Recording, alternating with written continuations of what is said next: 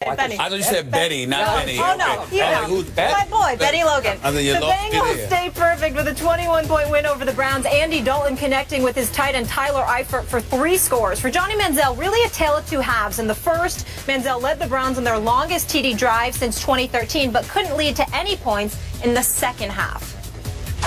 Looking back, there were a couple times I could have, got it down to a tight end or got it down to a back, and really, even sitting there with 10 minutes left in the fourth quarter, just to get something established. I think it took a little too many shots right there. The back shoulder to Debo, ball over the middle to Barnage. I just gotta get some completions to get into a rhythm, and that really didn't happen for us in the second half. Stephen A., what'd you think of Johnny's performance last night? It depends on which Johnny you're talking about. If you're talking about the Johnny Manziel who led them to that scoring drive at the end of the first half, who completed about 11 of his 18 passes in the first half for 100-plus yards, I think that there's no question that Johnny Manziel has shown that he's improving. He's shown that he's putting in some work and that he's getting better. The flip side to it is that in the second half, because he's 11 for 18 for 128 yards in the first half. In the second half, what are we talking about here? 4 or 15 for what is 40. It? 40 yards? Yep. No. I mean, Cincinnati did a great job of keeping him in the pocket, neutralizing him, making sure he couldn't get out and scramble and find other receivers to throw it to. And I think that it was exactly what we talked about yesterday. Skip, he threw a couple of passes to Bo, and obviously had the TD pass to Johnson Jr. and all of this other stuff. But in the end, what it comes down to is, as we watch this team, we know that they were inhibited to some degree because they're an inferior team to the Cincinnati Bengals. They're not nearly as complete. And then when you look at their running game, once again, Isaiah Crowell only had 38 yards rushing. Thank you. Only 38 yards rushing. I mean, their running game is virtually absent. So all those things taken into consideration, Johnny didn't have much to work with. He showed flashes of improvement, obviously. I was impressed with what I saw from him in the first half.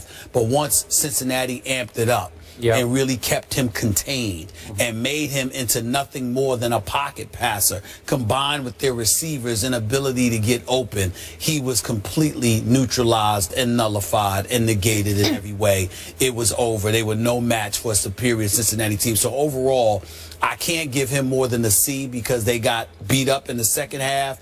But I saw enough in the first half for me to say, I'd like to see how he would be if he had some weapons, meaning some, the Josh Gordons of the world in the lineup, along with an offensive line that could do a better, or even a better running game to some degree. I saw enough to give him a C, but I can't give him more than that after that second half performance. This topic wears me out. Yeah. It makes me sad in the end. Yeah.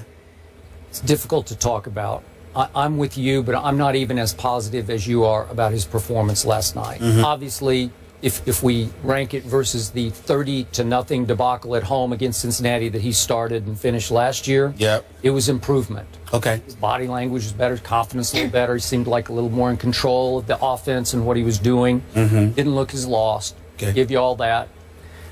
But I didn't love the way he played overall. I just didn't love it.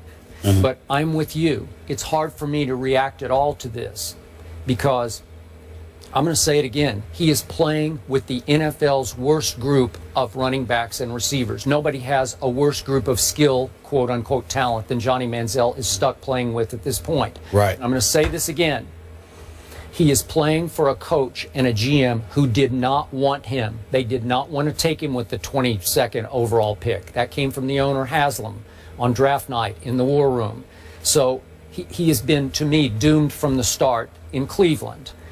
And he's obviously playing for an organization that seems doomed just as an organization. It's just so dysfunctional. It's such a mess.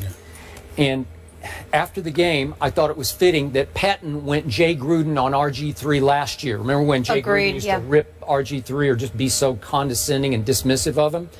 And so last night, Patton dismissed Johnny as inconsistent. Okay, I'll give you that. He said he's got to do a better job of throwing from the pocket. Okay, I'll give you that. But then when asked, will Johnny start when they play again in what's 10 days away from now, Patton said,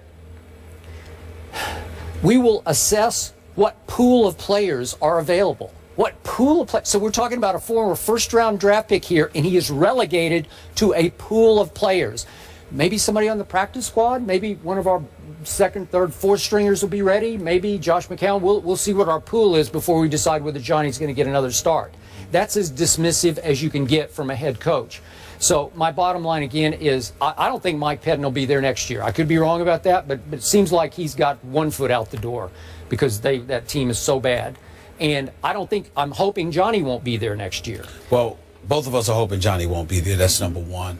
Number two, to get back to him, improvisational skills were there. In the pocket, he didn't seem as impressive. The offense clearly looks like it's run with a bit more efficiency with Josh McCown up in there as opposed to Johnny Manziel. But I think that, Skip, I would say this.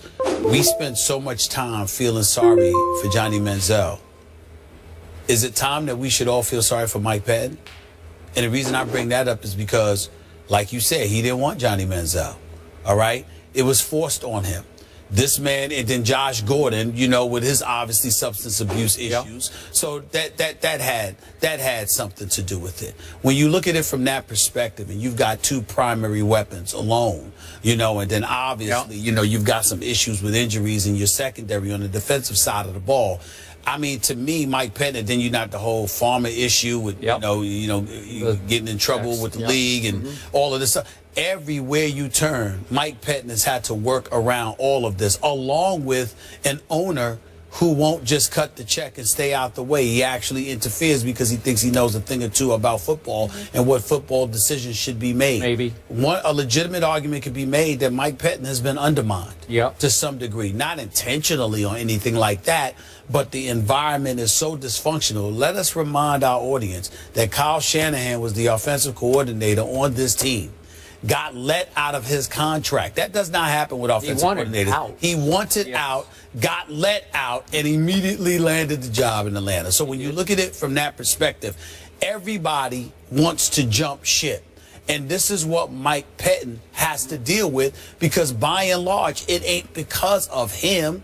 It's because of what goes on above him and how it interferes, folks. How it interferes with what folks are doing below. All right, those are fair points, but I don't have a lot of respect for Mike Pettin as a head coach. I think he was a pretty good defensive coordinator who's in a little over his head as a head coach. And I'm not saying you're wrong. I'm saying I don't know that because I don't know how much of a chance he's had to be a head coach. All right. That's my issue with Mike. Okay. The bottom line of sadness that I felt for Johnny last night was, do you remember, if we could see this after his touchdown pass, he went over by himself on the sideline and did like an air chest bump to nobody. Nobody. Oh, I thought he did that. I thought he did that on purpose. Well, he's just doing it. He's celebrating by himself. That's right. Okay. Okay, that's a guy. But there was a couple of guys that greeted him once he came down. I don't think so. They were right there. No, they were right there. He did it by himself.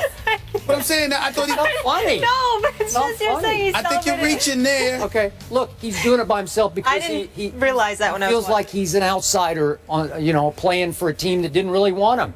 That's Johnny, and plus he's gotten so much grief for all of his money signs, so he's saying, I'm going to go celebrate by myself over here, hopefully out of view of cameras. Obviously, there was a camera on him all the way up the sideline.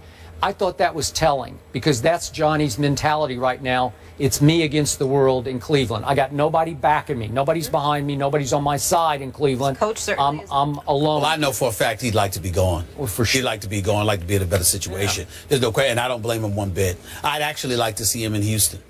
I would too. And the last thing, the one great thing we saw from him, to your point, and I want to push this.